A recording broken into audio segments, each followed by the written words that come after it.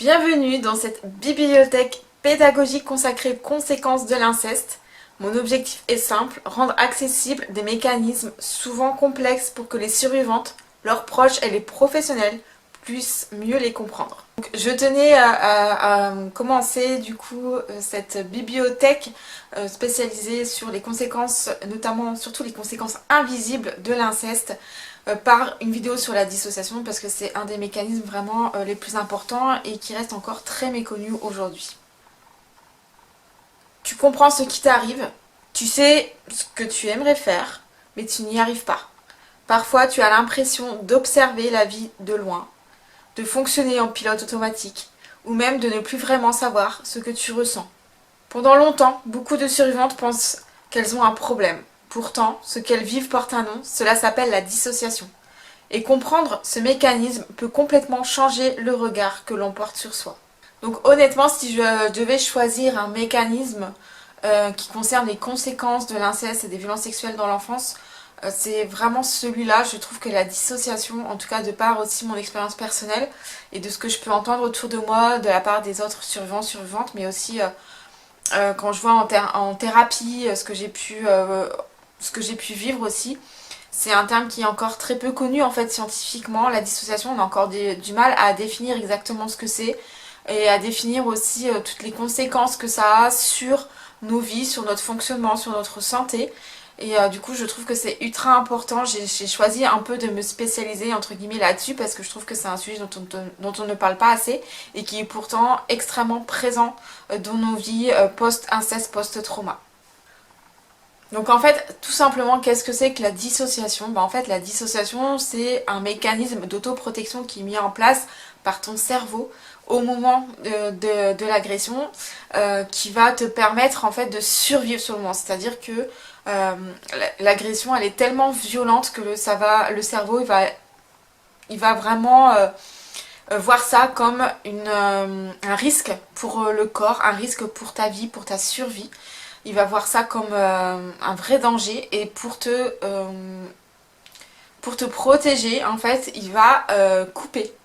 Il va couper complètement, donc en fait, il va couper en termes de sensations. C'est comme si tu n'es plus là.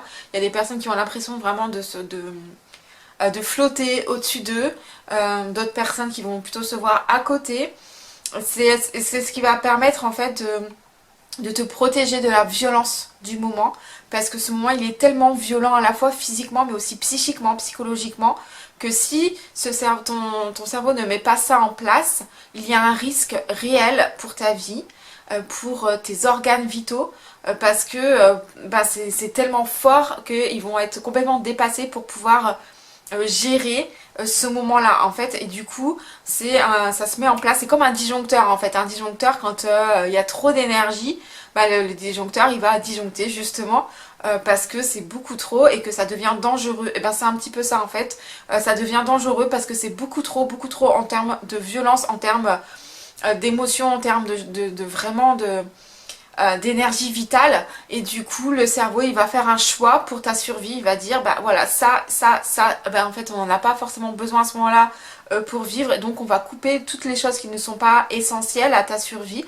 Et c'est comme ça que ça disjoncte, et c'est comme ça que du coup tu vas te retrouver coupé de ce qui se passe, coupé de tes émotions, coupé de tes ressentis, coupé de ton corps, et parfois être même complètement absente, totalement ailleurs à ce moment-là dans ton cerveau. Et c'est vraiment un truc de protection. La difficulté, c'est que quand ce sont des violences qui sont répétées, comme c'est souvent le cas par exemple lors de l'inceste, c'est rare que ça arrive qu'une seule fois, ton cerveau il va être habitué finalement petit à petit à être toujours dans ce sens, à devoir te protéger tout le temps.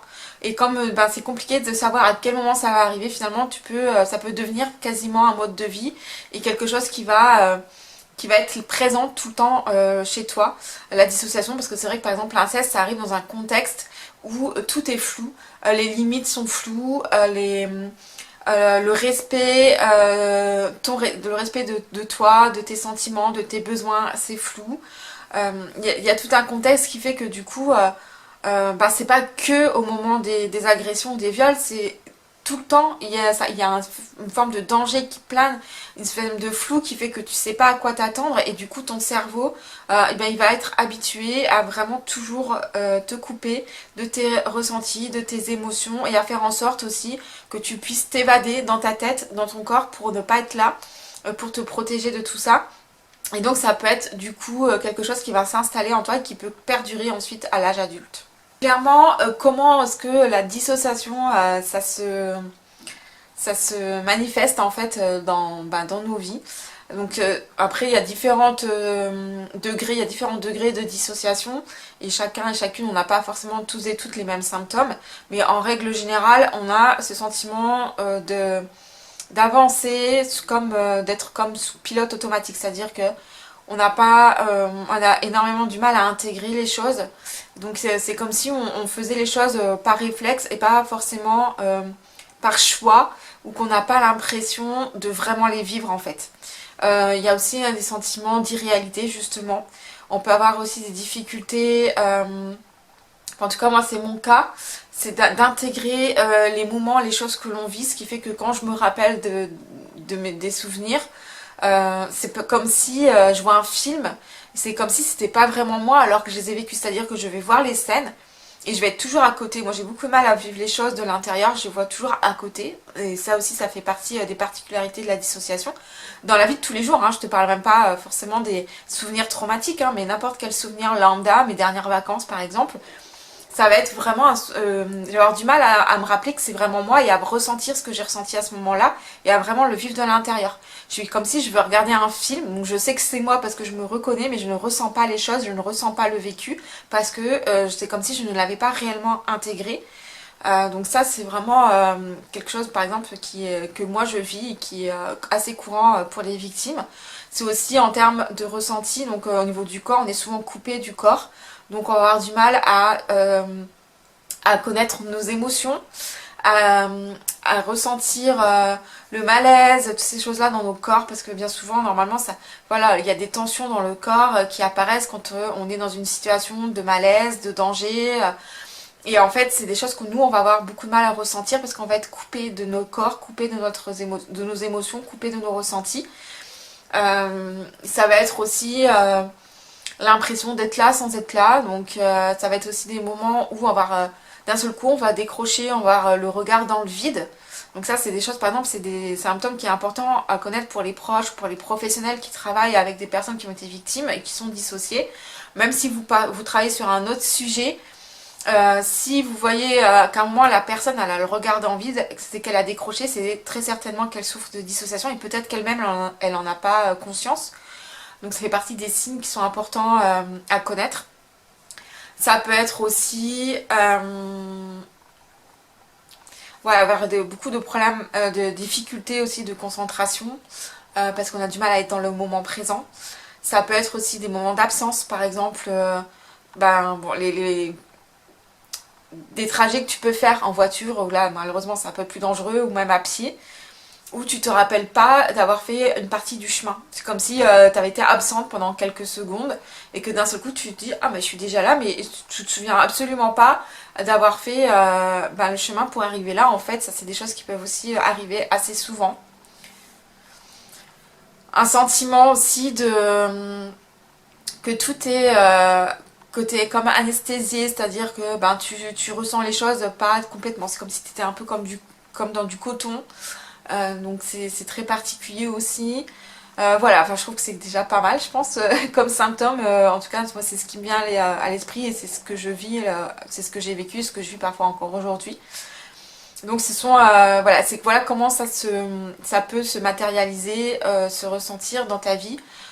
Si jamais tu vis ces choses-là, c'est peut-être, même sans doute, surtout si tu as vécu des traumas, mais des fois on peut avoir, je ferai une autre vidéo, j'en ai déjà faite sur la mémoire traumatique, l'amnésie traumatique, je peux mettre une vidéo ici, et j'en referai une plus récente, mais tu peux être sous amnésie traumatique et du coup ne pas te rappeler du trauma, mais du coup être quand même dissocié, donc c'est vrai que c'est important de comprendre que ce que tu vis c'est de la dissociation et que si tu es dissocié c'est très certainement que tu as vécu un traumatisme. Et du coup que c'est important après de trouver un professionnel peut-être avec qui en parler. Et dans un premier temps c'est surtout important je trouve de comprendre ce que tu vis pour pouvoir adapter les choses et pour pouvoir comprendre en fait ton fonctionnement. On peut avoir aussi, j'ai oublié un truc qui est important et qui est quand même assez présent, en tout cas pour moi, c'est aussi la temporalité, savoir que tu peux avoir énormément de mal avec le temps qui passe, c'est-à-dire que des fois, moi j'ai l'impression qu'il y a des choses qui se sont, il y a des fois il y a des choses qui se sont passées la veille et j'ai l'impression que ça fait 10 ans que ça est arrivé et d'autres fois c'est l'inverse. Voilà, il y a des choses qui sont arrivées il y a très longtemps et alors que j'ai l'impression que c'était hier. Il y a vraiment aussi une notion au niveau du temps qui passe qui est très compliqué et qui est un peu biaisé en fait, qui est très différent, qui est un peu comme déformé en fait. Donc ce qui est important aussi de comprendre, c'est comme je l'ai dit au début de vidéo, c'est que c'est vraiment un mécanisme d'autoprotection. Donc le cerveau il essaie pas de te punir, il essaie pas de t'embêter, il essaie pas de te gâcher la vie.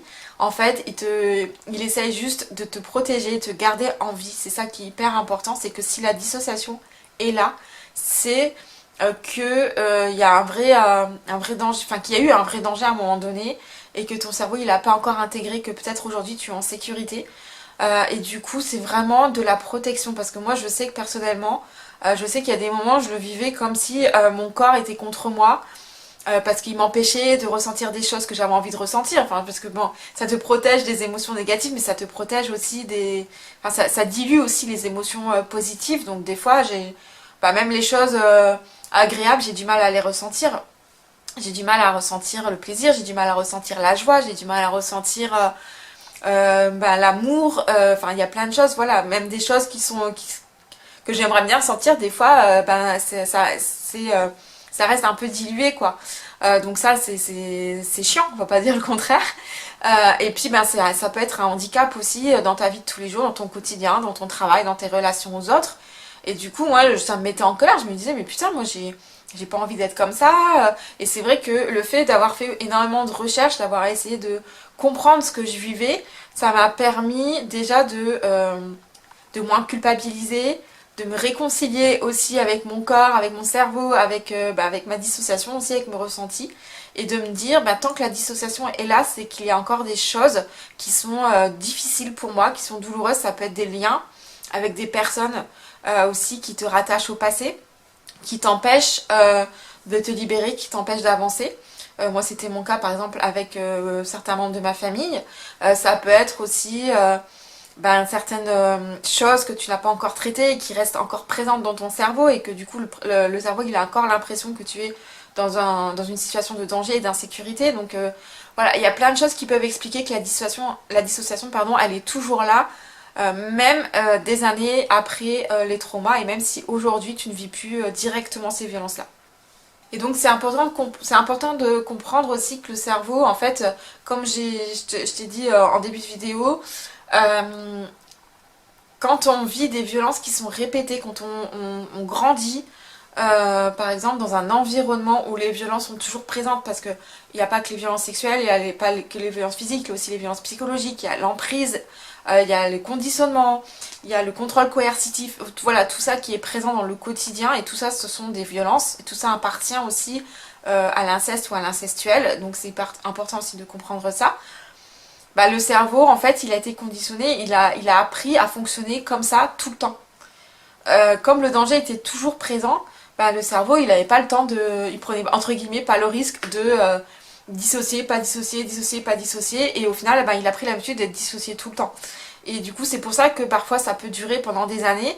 En plus, c'est parfois compliqué de se rendre compte que c'est ce qu'on vit. On peut avoir des difficultés aussi à trouver des professionnels qui connaissent la dissociation et qui vont te poser le diagnostic, ils vont t'aider à comprendre ça. Et même quand on pose un diagnostic, on n'a pas tout.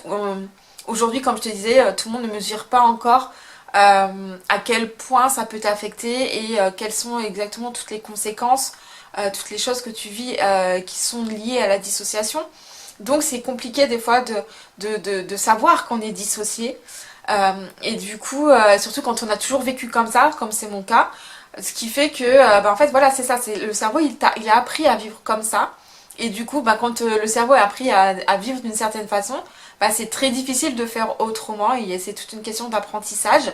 Et puis pour ça, souvent, il faut quand même s'aider de professionnels. C'est aussi s'apporter de la sécurité, c'est apprendre à s'écouter davantage, c'est apprendre à prendre des décisions pour se protéger, que ce soit en termes dans ses relations, que ce soit dans ses choix de vie, que ce soit en termes aussi de bien-être, de prendre soin de soi, de son corps, de sa santé psychique et physique. Voilà, c'est plein de choses qui vont, plein de petites choses qui vont petit à petit faire en sorte que ton corps et ton cerveau comprennent que ben, aujourd'hui que tu es en fait en sécurité et que petit à petit la dissociation peut se dissoudre, mais ça peut prendre énormément de temps. Et pourquoi on culpabilise autant d'être dissocié et d'avoir toutes ces difficultés-là? C'est que bien souvent, alors on vit quand même dans une société où on est tout le temps en compétition dès la maternelle, dès la naissance quasiment.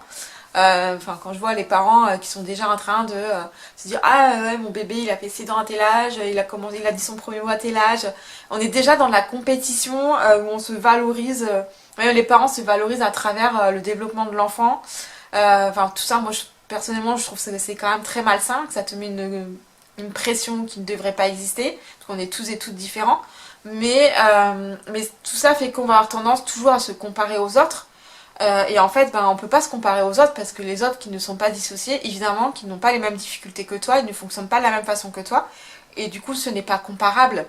Mais moi aussi, le nombre de fois où j'ai comparé à mes amis, aujourd'hui, plus avec les réseaux sociaux, c'est encore pire. On se compare aux personnes qu'on voit sur les réseaux sociaux qui ont l'air d'avoir une super vie, qui ont l'air de réussir, de faire plein de choses que toi, tu n'arrives pas à faire. Et du coup, tu culpabilises. Et comme en plus, bah, tu peux rencontrer aussi des personnes qui ne connaissent pas la dissociation, qui ne connaissent pas ton vécu et qui du coup vont te dire bah ouais, je sais pas, bon, le nombre de fois on m'a dit bah Marie, il suffit de faire ça, ça, ça en fait, il suffit de décider, il suffit de volonté, il suffit de. Bah non en fait, parce que moi j'ai une chose en plus, moi je suis dissociée. Et donc c'est un truc particulier et qui peut vraiment entraîner des difficultés. Et donc c'est pour ça qu'on ne peut pas se comparer aux autres qui ne sont pas dissociés. Et de toute façon, personne ne devrait jamais se comparer à qui que ce soit, surtout pas sur les réseaux sociaux, parce qu'en général on met sur les réseaux sociaux que les choses positives, les choses où on a l'impression qu'elles nous valorisent. Sachant qu'en plus on vit dans une société où culturellement il y a des choses qui sont plus valorisées que d'autres, mais après c'est à toi de savoir quelles sont tes propres valeurs. Mais qui sont souvent en plus du mensonge, donc de la poudre aux yeux, c'est pas forcément la réalité en plus. Et puis bah, en fait, bah, chacun fait avec son propre vécu, avec ses expériences, avec ses handicaps, visibles ou invisibles, avec ses traumas, qu'ils soient gros ou petits. Et en fait, bah, on ne devrait jamais se comparer, on devrait juste voir bah, notre propre évolution et ce que nous on a réussi à faire, de où on part, des difficultés qu'on a eues et de voir qu'on en a de moins en moins et avoir beaucoup plus de compassion pour soi-même, c'est hyper important et vraiment cette compétition, faudrait que ça s'arrête.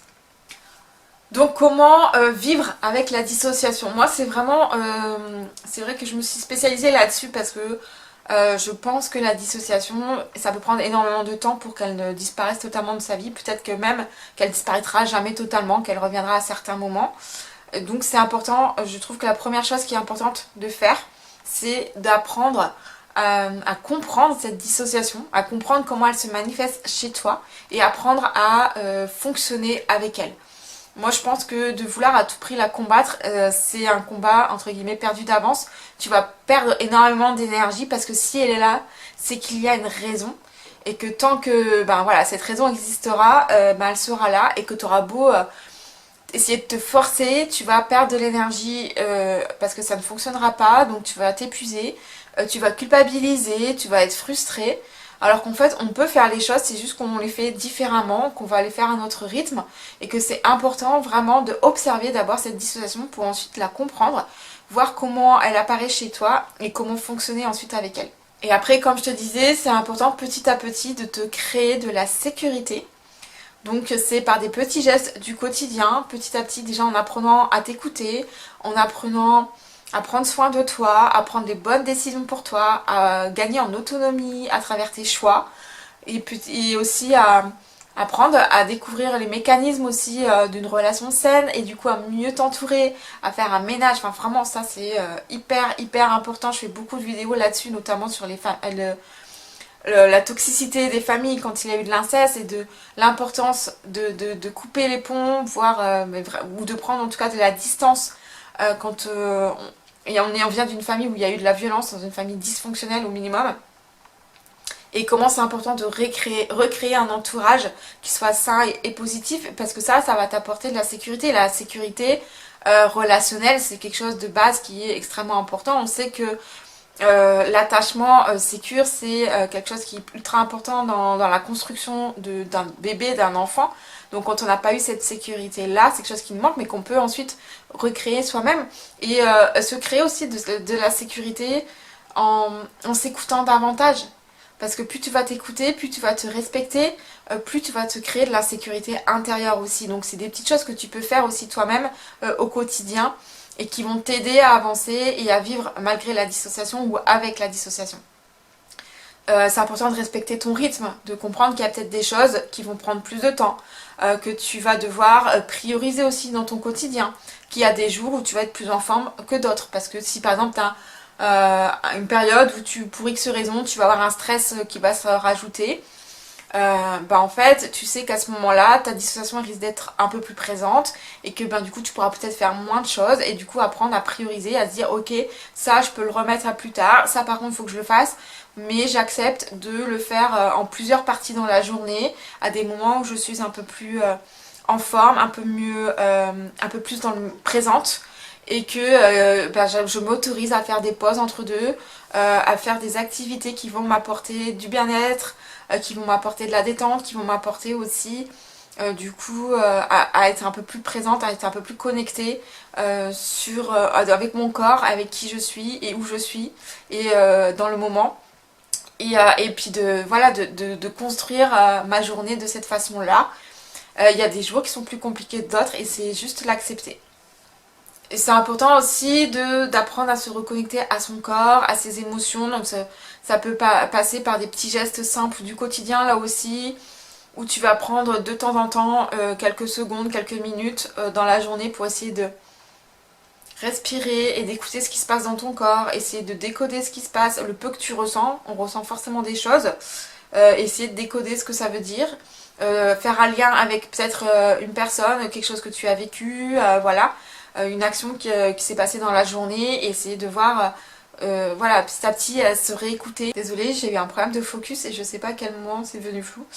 Ça peut être aussi des gestes simples comme prendre soin de son corps, avec remettre des sensations positives relier le corps avec des sensations positives comme le fait de se mettre de la crème, de se faire des automassages. Une fois que tu seras prête, peut-être aussi faire des soins, faire des massages par quelqu'un d'autre. Mais il faut faire les choses à son rythme, vraiment c'est hyper important, n'essaye pas d'aller trop vite. C'est ok si pour le moment c'est compliqué pour toi dès que d'autres personnes te touchent, même pour un soin du visage. C'est aller chez le coiffeur, je sais pas, enfin c'est des petites choses comme ça.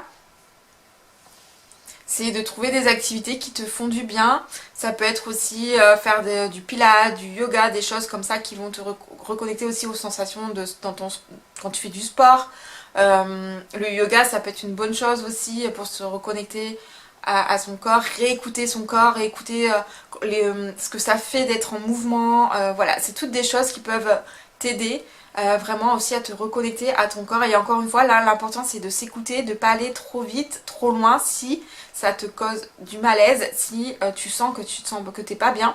Il ne faut surtout pas forcer, ça c'est vraiment hyper important, d'apporter énormément de douceur et de respecter son propre rythme.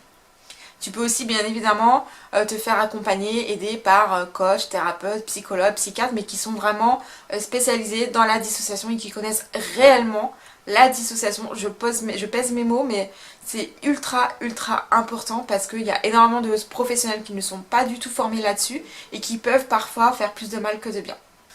Donc ça c'est important, et puis après il peut y avoir aussi d'autres différentes techniques comme le MDR, comme l'EFT, comme la sophroanalyse. Enfin il existe énormément de techniques thérapeutiques. C'est important de trouver quelle est la technique qui te convient à toi, parce qu'il n'y a aucune technique, aucune méthode qui soit magique, qui soit miraculeuse et qui fonctionne pour tout le monde. Ça c'est hyper important.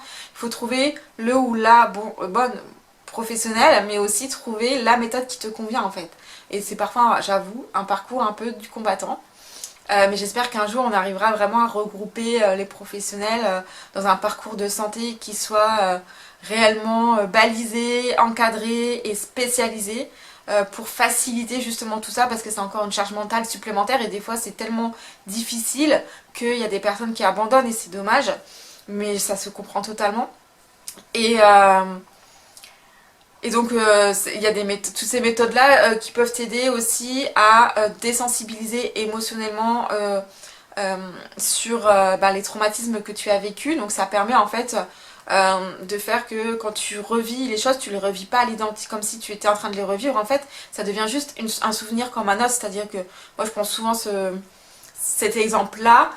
Aujourd'hui, tu es sans doute tombée de vélo plein de fois, notamment quand tu apprenais à en faire, quand tu étais petite ou petit. Et aujourd'hui, tu arrives à t'en rappeler sans que ça te fasse mal, sans que ton corps d'un seul coup il ressente énormément d'angoisse, il ressente de la peur, il réagit, il se réactive.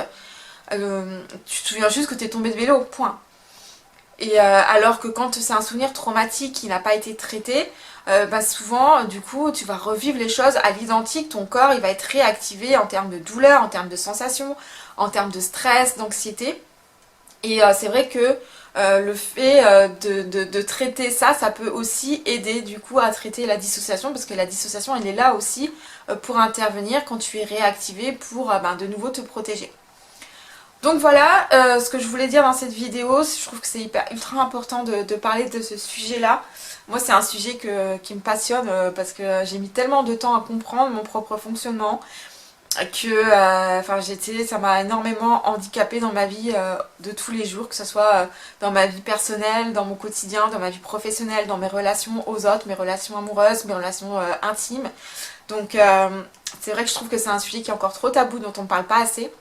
Donc j'ai à cœur de le faire et de le faire avec mes mots. Et c'est ce que j'ai envie d'apporter, c'est parler en termes de ressenti, en termes d'expérience, et pas en termes scientifiques, médical, parce que ça parle pas toujours, qu'on a plus de mal à comprendre. Et moi le but c'est vraiment que tu puisses te reconnaître dans ce que je dis, que tu puisses vraiment comprendre ton propre fonctionnement. Donc voilà, pour moi c'est vraiment important de parler de tout ça. C'est vrai que je pense réellement aujourd'hui que le plus important c'est de ne pas essayer de guérir de la dissociation ou de la combattre.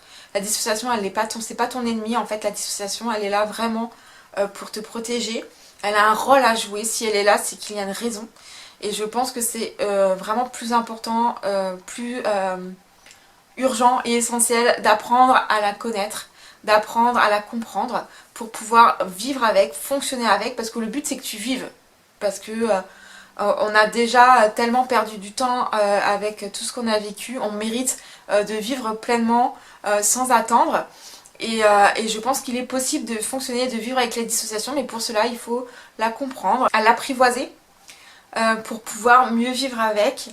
Et c'est quelque chose qui est totalement possible avec des petits gestes vraiment du quotidien. Donc même si tu te sens pas prête par exemple à faire une thérapie, à travailler sur tes traumas, et je le comprends parce que c'est quelque chose qui est très difficile, qui va te réactiver forcément, on va pas se mentir, et il faut que tu le fasses aussi quand c'est le bon moment pour toi. Mais tu peux quand même déjà travailler là-dessus sans que ça soit trop difficile, sans que ce soit trop lourd émotionnellement, pour apprendre à vivre avec ta dissociation et à te préparer aussi à être plus forte, à être plus prête, si je puis dire, plus préparée, avoir plus d'outils pour pouvoir vivre ton quotidien, construire ta vie, mais aussi, éventuellement faire une thérapie plus poussée sur les traumas que tu as vécu, sur ton inceste. Donc voilà, j'espère que cette vidéo elle t'aura intéressée. Si jamais tu penses par rapport à, si tu te reconnais dans tout ce que j'ai dit, n'hésite pas, j'ai créé un guide qui est gratuit sur la dissociation où je vais, voilà, un peu comme j'ai fait ici, je vais t'apprendre un petit peu ce que c'est que la dissociation, pourquoi elle est là, et je te donne aussi un exercice concret pour t'apprendre à mieux vivre avec, et puis à mieux revenir un peu au moment présent et à te reconnecter à toi. Même quand tu es dissocié, c'est quelque chose qui est vraiment extrêmement important, je le pense. Donc n'hésite pas à télécharger ce guide. Et puis merci aussi de soutenir mon travail en t'abonnant à ma chaîne. Donc merci de t'abonner à ma chaîne pour soutenir mon travail. N'hésite pas à liker, à commenter si jamais tu as des questions Et mets-moi un petit cœur en commentaire si cette vidéo elle t'a parlé, qu'elle t'a aidé et qu'elle t'a touché. Ben, ça me ferait du bien, ça me permet de savoir que mon travail est utile et j'en suis très heureuse. Et puis ben, aussi en likant ma vidéo, la partager si tu penses qu'il y a d'autres personnes autour de toi qui pourraient avoir besoin de la voir. Et puis ben, prends bien soin de toi et puis je te dis à très bientôt pour une nouvelle vidéo.